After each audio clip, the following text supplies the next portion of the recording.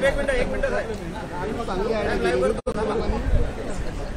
आहे पण खूप जवळ ते चालेल काय? आज महत्त्वाचा सुनावणीचा दिवस आहे. तुमची रणनीती काय आहे ठाकरेकडे? असं आहे की मुळामध्ये ही सुनावणी या अत्यंत कमी वेळामध्ये ठराविक वेळामध्ये व्हायला पाहिजे होती. ती सुनावणी वेळ काढूपणा करून आज त्याची पहिली तारीख ही लागलेली आहे. अपेक्षा अशी आहे की सुप्रीम कोर्टानं दिलेल्या निर्णयाचा सन्मान राखून आणि आपल्या लोकशाहीमध्ये सुप्रीम कोर्टानं सर्वसाधारणपणे दिलेल्या निर्णयाच्या विरोधात कोणतीही प्रतिक्रिया किंवा कोणताही निर्णय हा अन्य कोणत्याही संस्था घेत नसतात. त्यामुळं 11 मे 2023 रोजी सुप्रीम कोर्टानं निर्णय दिल्यानंतर हा जो शिंदे गटातील 16 आमदारांचा अपात्रतेचा विषय हा पूर्ण व्हायला पाहिजे होता, तो अद्यापपर्यंत होऊ शकलेला नाही. परंतु मला असं वाटतं की शेवटी या ज्या घटनात्मक संस्था आहेत, स्वायत्त संस्था आहेत, ह्या परस्पर एकमेकाचा आदर करतील आणि सुप्रीम कोर्टानं केवळ रेडीमेड निर्णय दिलेला आहे त्या संदर्भातली घोषणा ही लवकरात लवकर होईल अशी मला अपेक्षा आहे. मुख्यमंत्र्यांच्या हस्ते मनोज जरांगे यांना खरं सांगायला गेलं तर आम्हा ठाकरे गटाच्या आमदारांना आजच्या या हिअरिंगची नोटीस दिलेली आहे. ही नोटीसच योग्य नाही असं माझं स्पष्ट मत आहे.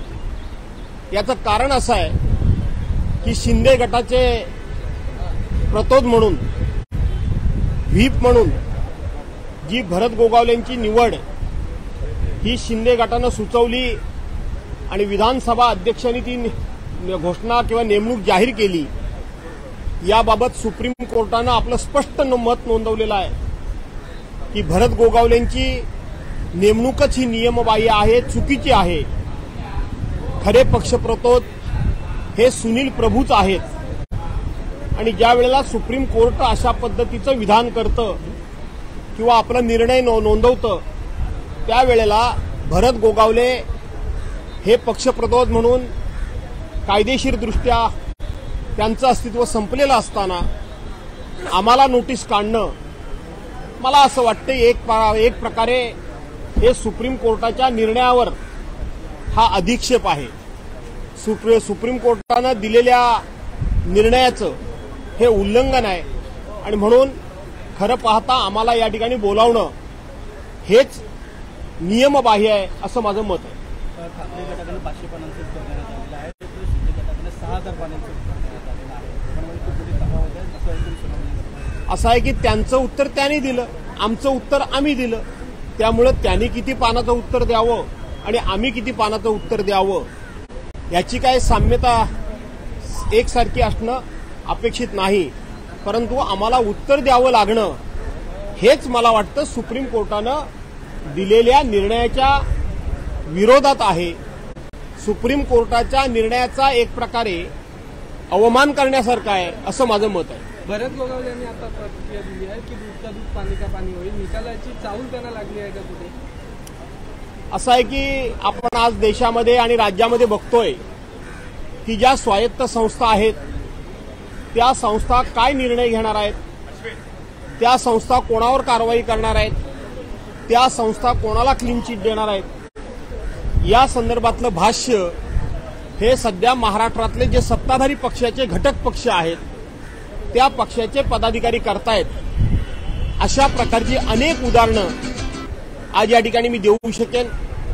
म्हणजे ईडी सारखी जी संस्था आहे ती कोणावर कारवाई करणार, ती कोणाला कधी बोलावणार, ती कोणाचं कधी काय म्हणणं घेणार, ती कोणाला शिक्षा करणार, या संदर्भातली भाष्य सुद्धा भारतीय जनता पार्टीचे लोक करतात.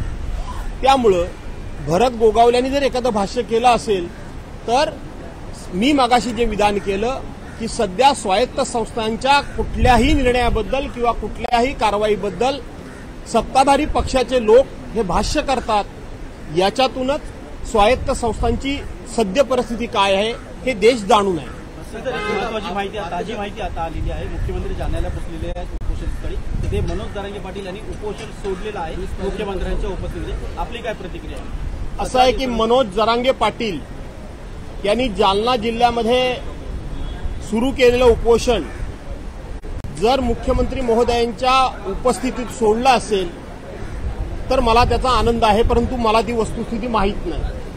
परंतु एकच मी सांगतो की ह्या आरक्षणाच्या बाबतीत सत्य हे परेशान होऊ शकतं पण पराजित होऊ शकत नाही.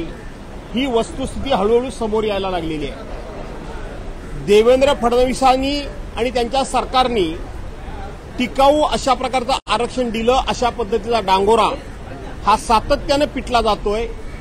परंतु मी एक भूमिका सातत्यानं मांडतोय की 16 जून 2014 साली तत्कालीन काँग्रेस आणि राष्ट्रवादी काँग्रेसच्या सरकारनं मराठा समाजाला प्रथम आरक्षण दिलं. ते आरक्षण दिल्यानंतर त्यावेळच्या जाहिराती काढून बघा. नोकर भरतीमध्ये मराठा समाजाला त्या ठिकाणी काही नेमणुका मिळाल्या. शिक्षण क्षेत्रामध्ये मराठा समाजाला काही नेमणुका मिळाल्या आणि म्हणून त्या आरक्षणाचा लाभ हा मराठा समाजाला झाला. परंतु त्याच्यामध्ये काही जर त्रुटी असतील तर कोणतरी एक माणूस कोर्टामध्ये गेला आणि कोर्टाने त्याला स्टे दिला. 2014 साली देवेंद्र फडणवीसांचं सरकार आलं. 2018 सालापर्यंत देवेंद्र फडणवीसांनी त्यातला कुठलाही निर्णय घेतला नाही आणि 2019ला निवडणुकीला सामोरं जाण्यापूर्वी थातूरमातूर काहीतरी निर्णय घेतला आणि नंतर उद्धवसाहेब ठाकरेंचं सरकार आलं. 2च महिन्यात कोरोनाचं संकट सुरू झालं तरी देखील अशोकराव चव्हाणांनी उद्धवसाहेब ठाकरेंच्या नेतृत्वाखाली महाविकास आघाडीमार्फत मराठा समाजाला आरक्षण मिळावं म्हणून केलेले प्रामाणिक प्रयत्न आपण आठवण करा. त्यामुळं देवेंद्र फडणवीसांनी टिकाऊ स्वरूपाचं आरक्षण दिलेलं नव्हतं, तर देवेंद्र फडणवीसांनी टिकाऊ स्वरूपाचं आरक्षण देण्याच्या ऐवजी काँग्रेस आणि राष्ट्रवादी काँग्रेसच्या सरकारनं टिकाऊ आरक्षण दिलं होतं. त्याचा काही प्रमाणात मराठा समाजाला फायदा झाला. त्याच्यामधल्या थोड्याफार काही त्रुटी होत्या. 16% मराठा समाजाला आरक्षण दिलं, 5% मुस्लिम समाजाला आरक्षण दिलं आणि म्हणून त्याच्यामध्ये काही जर थोड्याफार त्रुटी असतील तर त्या देवेंद्र फडणवीसांनी दूर करायला पाहिजे होत्या. परंतु नको तो घोळ घातला आणि आजचं आरक्षण गेलंय. आपण आज कोर्टाचं नाव पुढे करतो, परंतु मुस्लिम समाजाला कोर्टानं आरक्षण मान्य केलं होतं 5%. नंतर 13% देवेंद्र फडणवीस मराठा समाजाला आरक्षण दिलं होतं. आम्ही 16% दिलं होतं, ते मान्य झालं होतं. आणि म्हणून जर मुस्लिम समाजाचं आरक्षण कोर्टाने मान्य केलं होतं तर मराठा समाजाचं का केलं नाही? आणि म्हणून मुस्लिम समाजाला आरक्षण धर्माच्या नावावर देता येणार नाही असं सांगून भाजपानं ते आरक्षण टाळलं. मला असं वाटतं की कोर्टाची ढाल पुढे करून मराठा समाजाचं आरक्षण सुद्धा या सरकारला द्यायचं नाहीये हे स्पष्ट झालंय. आणि म्हणून एकनाथराव शिंदेंच्या उपस्थितीमध्ये मनोज जरांगे पाटलांनी जर उपोषण सोडलं असेल तर मी एवढंच फक्त सांगतो की पुन्हा एकनाथराव आणि त्यांच्या पाठीमागं कोण आहेत? काल एकनाथरावांची एक क्लिप व्हायरल झाली. शेवटी त्यांना बोलविता धनी कोण आहे?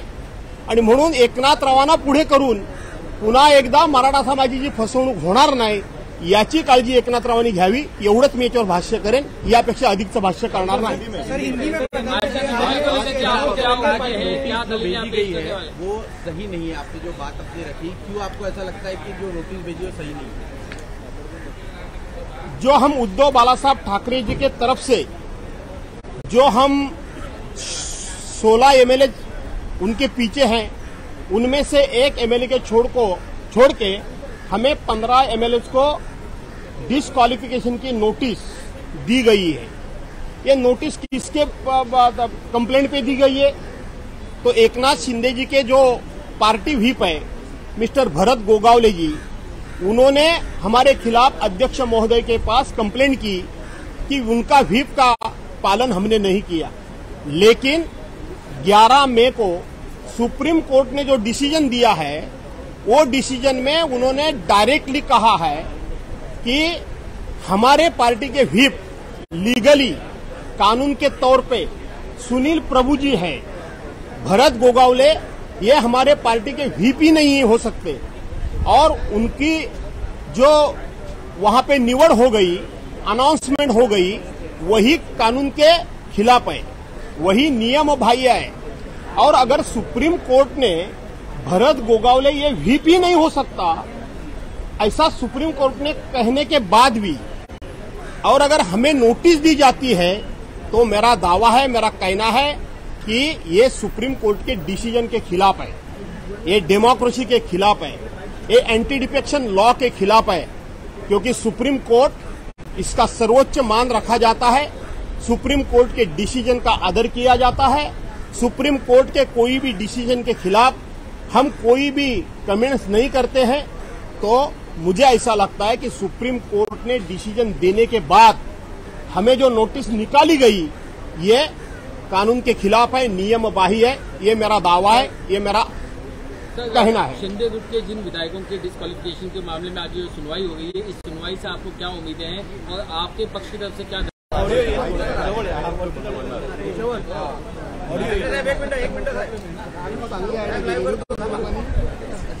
जवळ आहे पण हे खूप जवळ ते चालेल काय? आज महत्वाचा सुनावणीचा दिवस आहे, आमची रणनीती काय आहे ठाकरेकडे? असं आहे की मुळामध्ये ही सुनावणी या अत्यंत कमी वेळामध्ये, ठराविक वेळामध्ये व्हायला पाहिजे होती, ती सुनावणी वेळ काढूपणा करून आज त्याची पहिली तारीख ही लागलेली आहे। अपेक्षा अशी आहे की सुप्रीम कोर्टाने दिलेल्या निर्णयाचा सन्मान राखून आणि आपल्या लोकशाहीमध्ये सुप्रीम कोर्टाने सर्वसाधारणपणे दिलेल्या निर्णयाच्या विरोधात कोणतीही प्रतिक्रिया किंवा कोणताही निर्णय हा अन्य कोणत्याही संस्था घेत नसतात। त्यामुळे 11 मे 2023 रोजी सुप्रीम कोर्टाने निर्णय दिल्यानंतर हा जो शिंदे गटातील 16 आमदारांचा अपात्रतेचा विषय हा पूर्ण व्हायला पाहिजे होता, तो अद्यापपर्यंत होऊ शकलेला नाही। परंतु मला असं वाटतं की शेवटी या ज्या घटनात्मक संस्था आहेत, स्वायत्त संस्था आहेत, ह्या परस्पर एकमेकाचा आदर करतील आणि सुप्रीम कोर्टाने केवळ रेडीमेड निर्णय दिलेला आहे, त्या संदर्भातली घोषणा ही लवकरात लवकर होईल अशी मला अपेक्षा आहे। मुख्यमंत्र्यांच्या हस्ते मनोज जरांगे यांना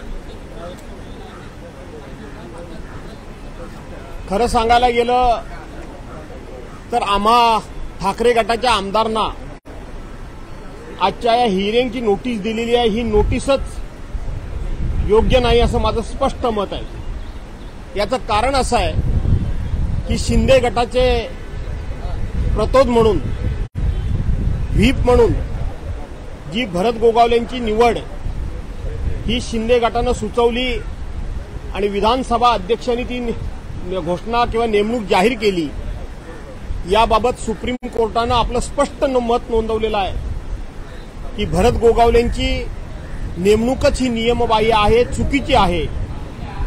खरे पक्षप्रतोद हे सुनील प्रभूच आहेत आणि ज्या वेळेला सुप्रीम कोर्ट अशा पद्धतीचं विधान करतं किंवा आपला निर्णय नोंदवतं, त्यावेळेला भरत गोगावले हे पक्षप्रतोद म्हणून कायदेशीरदृष्ट्या त्यांचं अस्तित्व संपलेलं असताना आम्हाला नोटीस काढणं, मला असं वाटतं एक प्रकारे हे सुप्रीम कोर्टाच्या निर्णयावर हा अधिक्षेप आहे। सुप्रीम कोर्टानं दिलेल्या निर्णयाचं हे उल्लंघन आहे आणि म्हणून खरं पाहता आम्हाला या ठिकाणी बोलावणं हेच नियमबाह्य आहे असं माझं मत आहे। ठाकरे गटाकडे 500 पानांचं उत्तर देण्यात आलेलं आहे, तर शिंदे गटाकडे 6000 पानांचं उत्तर देण्यात आलेलं आहे। त्यामुळे खूप मोठी तफावत आहे असं ऐकून सुनावणी असं आहे की त्यांचं उत्तर त्यांनी दिलं, आमचं उत्तर आम्ही दिलं, त्यामुळे त्यांनी किती पानाचं उत्तर द्यावं आणि आम्ही किती पानाचं उत्तर द्यावं याची काय साम्यता एकसारखी असणं अपेक्षित नाही। परंतु आम्हाला उत्तर द्यावं लागणं हेच मला वाटतं सुप्रीम कोर्टानं दिलेल्या निर्णयाच्या विरोधात आहे। सुप्रीम कोर्टाच्या निर्णयाचा एक प्रकारे अवमान करण्यासारखा आहे असं माझं मत आहे. भरत गोगावले यांनी आता प्रतिक्रिया दिली आहे की दूधचा दूध पाणी का पाणी होईल. निकालाची चाहूल त्यांना लागली आहे का कुठे? असं आहे की आपण आज देशामध्ये आणि राज्यामध्ये बघतोय की ज्या स्वायत्त संस्था आहेत त्या संस्था काय निर्णय घेणार आहेत, त्या संस्था कोणावर कारवाई करणार आहेत, त्या संस्था कोणाला क्लीन चिट देणार आहेत, या संदर्भातलं भाष्य हे सध्या महाराष्ट्रातले जे सत्ताधारी पक्षाचे घटक पक्ष आहेत त्या पक्षाचे पदाधिकारी करतायत. अशा प्रकारची अनेक उदाहरणं आज या ठिकाणी मी देऊ शकेन. म्हणजे ईडी सारखी जी संस्था आहे ती कोणावर कारवाई करणार, ती कोणाला कधी बोलावणार, ती कोणाचं कधी काय म्हणणं घेणार, ती कोणाला शिक्षा करणार, या संदर्भातली भाष्य सुद्धा भारतीय जनता पार्टीचे लोक करतात. त्यामुळं भरत गोगावल्यांनी जर एखादं भाष्य केलं असेल तर मी मागाशी जे विधान केलं की सध्या स्वायत्त संस्थांच्या कुठल्याही निर्णयाबद्दल किंवा कुठल्याही कारवाईबद्दल सत्ताधारी पक्षाचे लोक हे भाष्य करतात. याच्यातूनच स्वायत्त संस्थांची सद्य परिस्थिती काय आहे हे देश जाणून आहे. महत्वाची माहिती ताजी माहिती आता आलेली आहे. मुख्यमंत्री जालन्याला पोहोचलेले आहेत उपोषणस्थळी. तिथे मनोज जरांगे पाटील यांनी उपोषण सोडलेलं आहे मुख्यमंत्र्यांच्या उपस्थितीत. आपली काय प्रतिक्रिया आहे? असं आहे की मनोज जरांगे पाटील यांनी जालना जिल्ह्यामध्ये सुरू केलेलं उपोषण जर मुख्यमंत्री महोदयांच्या उपस्थितीत सोडलं असेल तर मला त्याचा आनंद आहे, परंतु मला ती वस्तुस्थिती माहीत नाही. परंतु एकच मी सांगतो की ह्या आरक्षणाच्या बाबतीत सत्य हे परेशान होऊ शकतं पण पराजित होऊ शकत नाही. ही वस्तुस्थिती हळूहळू समोर यायला लागलेली आहे. देवेंद्र फडणवीसांनी आणि त्यांच्या सरकारने टिकाऊ अशा प्रकारचं आरक्षण दिलं, अशा पद्धतीचा डांगोरा हा सातत्यानं पिटला जातोय. परंतु मी एक भूमिका सातत्यानं मांडतोय की 16 जून 2014 साली तत्कालीन काँग्रेस आणि राष्ट्रवादी काँग्रेसच्या सरकारनं मराठा समाजाला प्रथम आरक्षण दिलं. ते आरक्षण दिल्यानंतर त्यावेळच्या जाहिराती काढून बघा. नोकर भरतीमध्ये मराठा समाजाला त्या ठिकाणी काही नेमणुका मिळाल्या, शिक्षण क्षेत्रामध्ये मराठा समाजाला काही नेमणुका मिळाल्या आणि म्हणून त्या आरक्षणाचा लाभ हा मराठा समाजाला झाला. परंतु त्याच्यामध्ये काही जर त्रुटी असतील तर कोणतरी एक माणूस कोर्टामध्ये गेला आणि कोर्टाने त्याला स्टे दिला. 2014 साली देवेंद्र फडणवीसांचं सरकार आलं. 2018 सालापर्यंत देवेंद्र फडणवीसांनी त्यातला कुठलाही निर्णय घेतला नाही आणि 2019ला निवडणुकीला सामोरं जाण्यापूर्वी थातूरमातूर काहीतरी निर्णय घेतला आणि नंतर उद्धवसाहेब ठाकरेंचं सरकार आलं. 2च महिन्यात कोरोनाचं संकट सुरू झालं. तरी देखील अशोकराव चव्हाणांनी उद्धवसाहेब ठाकरेंच्या नेतृत्वाखाली महाविकास आघाडीमार्फत मराठा समाजाला आरक्षण मिळावं म्हणून केलेले प्रामाणिक प्रयत्न आपण आठवण करा. त्यामुळं देवेंद्र फडणवीसांनी टिकाऊ स्वरूपाचं आरक्षण दिलेलं नव्हतं, तर देवेंद्र फडणवीसांनी टिकाऊ स्वरूपाचं आरक्षण देण्याच्याऐवजी काँग्रेस आणि राष्ट्रवादी काँग्रेसच्या सरकारनं टिकाऊ आरक्षण दिलं होतं. त्याचा काही प्रमाणात मराठा समाजाला फायदा झाला. त्याच्यामधल्या थोड्याफार काही त्रुटी होत्या. 16% मराठा समाजाला आरक्षण दिलं, 5% मुस्लिम समाजाला आरक्षण दिलं आणि म्हणून त्याच्यामध्ये काही जर थोड्याफार त्रुटी असतील तर त्या देवेंद्र फडणवीसांनी दूर करायला पाहिजे होत्या. परंतु नको तो घोळ घातला आणि आजचं आरक्षण गेलंय. आपण आज कोर्टाचं नाव पुढे करतो, परंतु मुस्लिम समाजाला कोर्टानं आरक्षण मान्य केलं होतं 5%. नंतर 13% देवेंद्र फडणवीस मराठा समाजाला आरक्षण दिलं होतं. आम्ही 16% दिलं होतं, ते मान्य झालं होतं. आणि म्हणून जर मुस्लिम समाजाचं आरक्षण कोर्टाने मान्य केलं होतं तर मराठा समाजाचं का केलं नाही? आणि म्हणून मुस्लिम समाजाला आरक्षण धर्माच्या नावावर देता येणार नाही असं सांगून भाजपानं ते आरक्षण टाळलं. मला असं वाटतं की कोर्टाची ढाल पुढे करून मराठा समाजाचं आरक्षण सुद्धा या सरकारला द्यायचं नाहीये हे स्पष्ट झालंय. आणि म्हणून एकनाथराव शिंदेंच्या उपस्थितीमध्ये मनोज जरांगे पाटलांनी जर उपोषण सोडलं असेल तर मी एवढंच फक्त सांगतो की पुन्हा एकनाथराव आणि त्यांच्या पाठीमागं कोण आहेत काल एकनाथरावांची एक क्लिप व्हायरल झाली. शेवटी त्यांना बोलविता धनी कोण आहे? आणि म्हणून एकनाथरावांना पुढे करून पुन्हा एकदा मराठा समाजाची फसवणूक होणार नाही याची काळजी एकनाथरावांनी घ्यावी. एवढंच मी याच्यावर भाष्य करेन, यापेक्षा अधिकचं भाष्य करणार नाही.